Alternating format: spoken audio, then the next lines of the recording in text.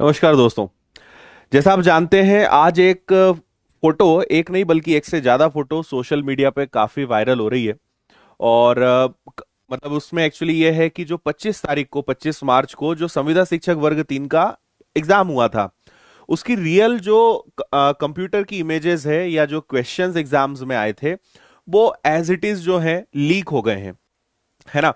जैसा आपने टाइटल पढ़ा होगा कि आखिर ये चल क्या रहा है ना। मतलब अगर हम बात करें एमपी पुलिस कांस्टेबल का, जब से रिजल्ट आया है उसके बाद से सबसे पहले तो रिजल्ट ने सबको हिला के रख दिया।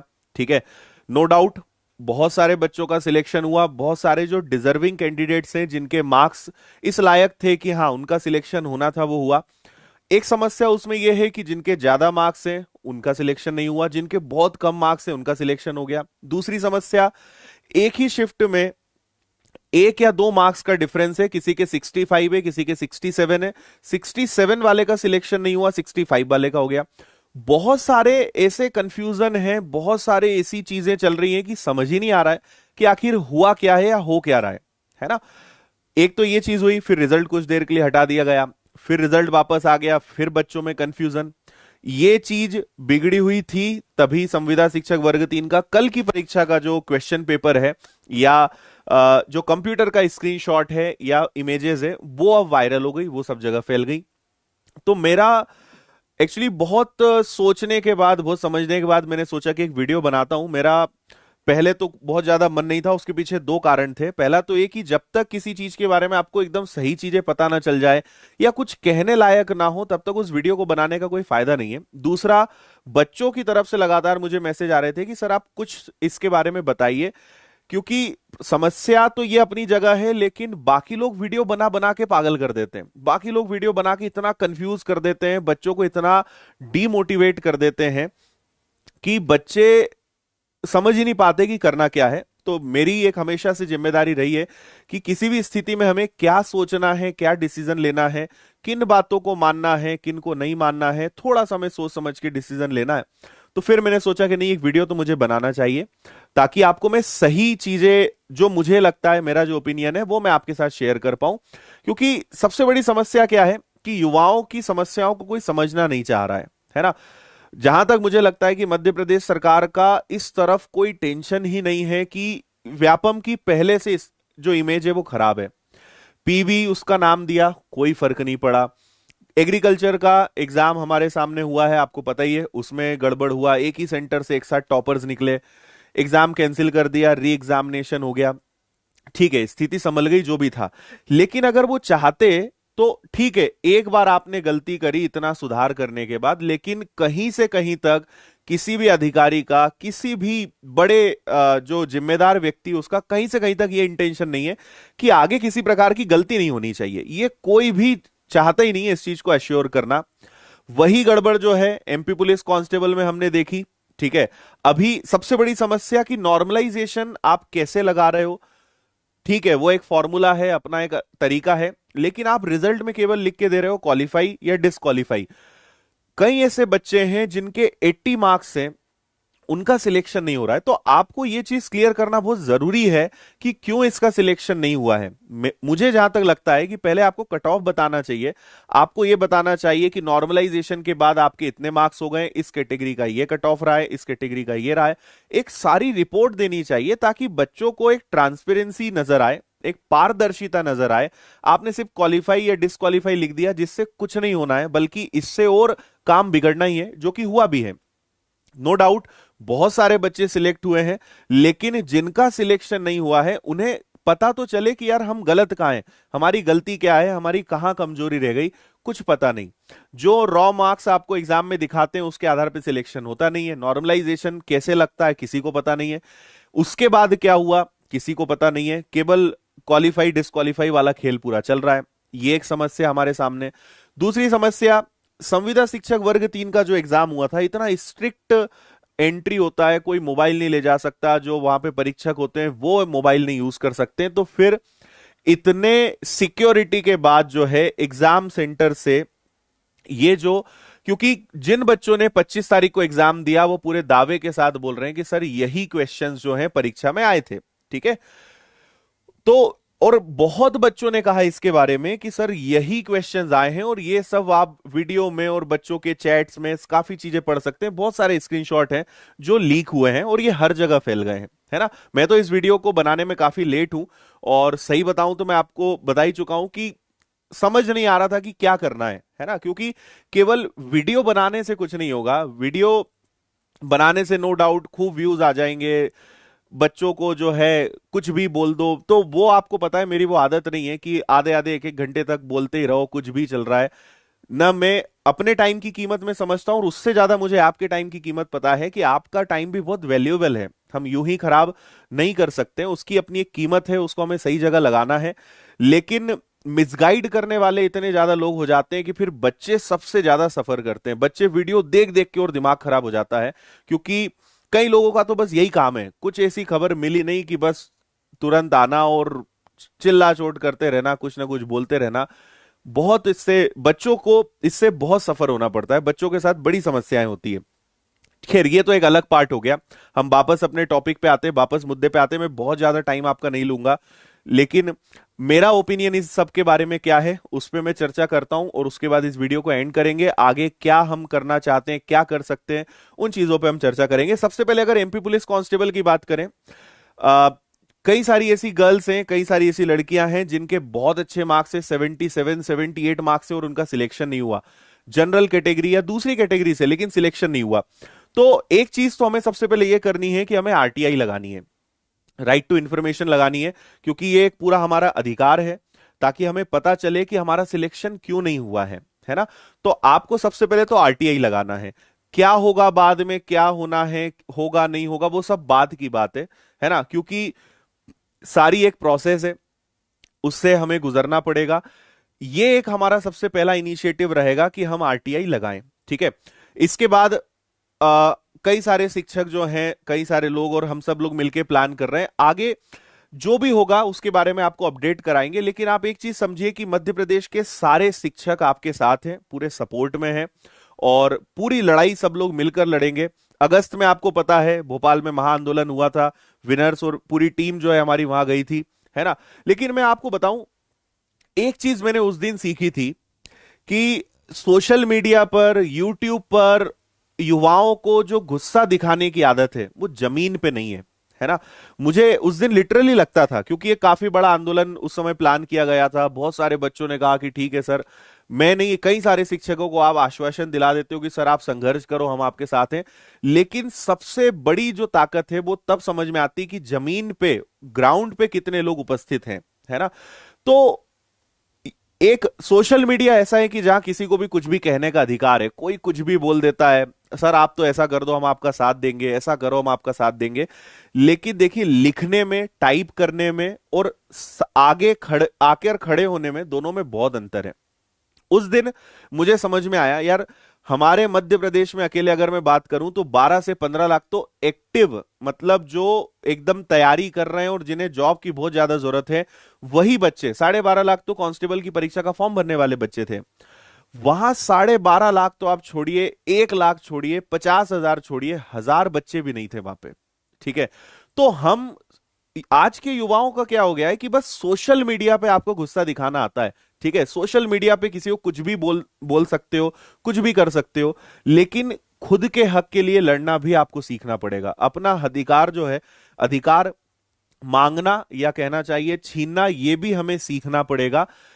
हालांकि इसकी स्टेप्स होती है, मैं आपको बिल्कुल नहीं बोल रहा हूं कि हमको एक आंदोलन करना है, सड़क पे उतरना है और ऐसा कुछ नहीं, लेकिन एक प्रोसेस के साथ, कि जो एक स्टेप्स होती है, केवल बोलने से, केवल टाइप करने से कुछ नहीं होगा, ये बात आपको समझना पड़ेगी। और ये एक पार्ट को भी मैं साइड कर दूं, मैं सीधी एक बात करता हूं, अगर ये वीडियो किसी प्रकार से हमारे सरकार के कोई भी अधिकारियों तक, जिम्मेदारों तक जाता है, मेरी बस एक ही रिक्वेस्ट है सभी युवाओं की तरफ से, कि ये जो एक गलत इमेज बनी हुई है और लगातार एक के बाद एक जो गलतियां हो रही हैं, ये सरकार को बहुत भारी पड़ेगी। मुझे नहीं पता कि आप इस बात को देख पा रहे हैं या नहीं देख पा रहे हैं, लेकिन ये एक के बाद एक जो बहुत भारी गलतियां सरकार, क्योंकि देखिए अल्टीमेटली सरकार को ही हम जिम्मेदार कहेंगे, क्योंकि आपके अंडर में ही ये डिपार्टमेंट काम करता है, पीवी काम करता है। और एक बार अगर गलती हो जाए फिर भी समझ में आता है, लगातार वही गलतियां हो रही है, इसका मतलब बात कुछ और है, जो कि सब समझेंगे। तो मेरी सरकार से बस इतनी ही विनती है कि अगर अभी जो फिलहाल गलतियां हुई हैं, अगर आप इन पे स्ट्रिक्ट एक्शन लेते हैं, आप पता लगाइए कि ये कैसे बाहर आया, कौन इसके लिए जिम्मेदार था। इतने बड़े बड़े कांड हो जाते हैं, पीवी की तरफ से दो लाइन लिखी हुई नहीं आती है, कोई जस्टिफिकेशन नहीं आता है, कोई क्लैरिफिकेशन नहीं आता है, मतलब उन्हें कोई फर्क ही नहीं पड़ता है, और ये दिखाया जाता है कि ये सब तो चलता है, जो कि बहुत गलत है।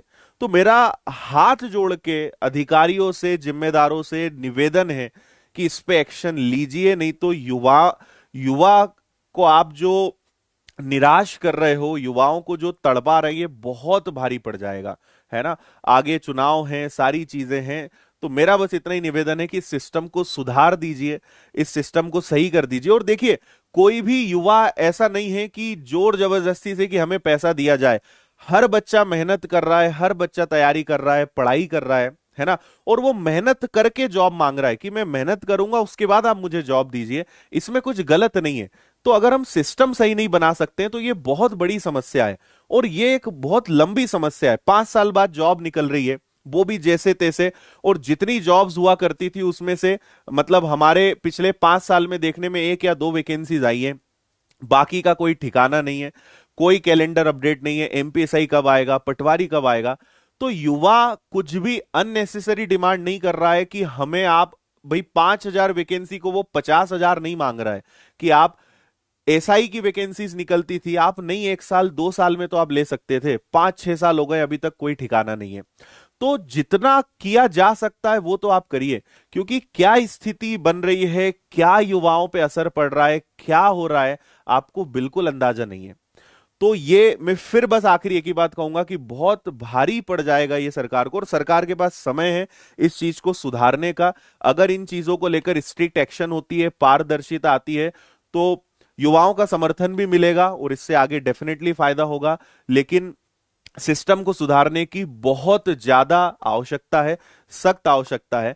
और मैं कोई बहुत मतलब ऐसे कुछ नहीं बोल रहा हूं कि हम ऐसा कर देंगे वैसा कर देंगे। सब लोग पढ़े लिखे हैं, जो एक तरीका हो सकता है लड़ने का, अपना हक मांगने का, उस तरीके से आगे हम काम करेंगे।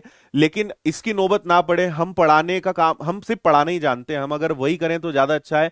युवा पढ़ना चाहता है, मेहनत करके जॉब लेना चाहता है, अगर वही करे तो अच्छा है। आंदोलन करना आप क्या करने के लिए मजबूर कर रहे हैं, बहुत ही गलत दिशा की तरफ हम जा रहे हैं, और मुझे नहीं लगता इसमें कुछ भी हासिल होना है। तो बस इतना ही निवेदन मेरा फिर से रहेगा, और आप लोगों से भी निवेदन रहेगा कि आप भी सोशल मीडिया को पॉजिटिव वे में यूज करिए। सरकार और जो हमारे मुख्यमंत्री जी हैं, जो भी आपको जिम्मेदार लगता है, उन्हें टैग करिए, उन तक चीजें शेयर करिए, क्योंकि बार बार हिट होगा तो शायद उन तक ये चीजें पहुंच जाए। आगे अगर कुछ और करने की आवश्यकता पड़ती है तो उसके बारे में भी मैं आपको अपडेट जरूर करूंगा वीडियो के माध्यम से।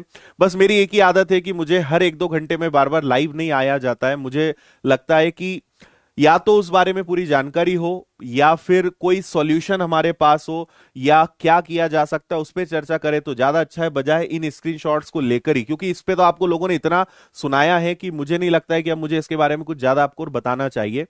तो पढ़े लिखे लोग हैं हम, उसी तरह व्यवहार करें, उसी तरह आगे बढ़े, और जो गलत है उसके लिए आवाज उठाना बिल्कुल बनता है। विनर्स, मैं आपके साथ हूं, पूरा विनर्स परिवार आपके साथ है, मध्य प्रदेश के सारे शिक्षक सारे युवाओं के साथ हैं। और सिस्टम को सुधारना जिस तरीके से भी पड़ेगा तो फिर उसके लिए हम सब लोग जरूर प्रयास करेंगे। बस इतना ही मैं बोल सकता हूं।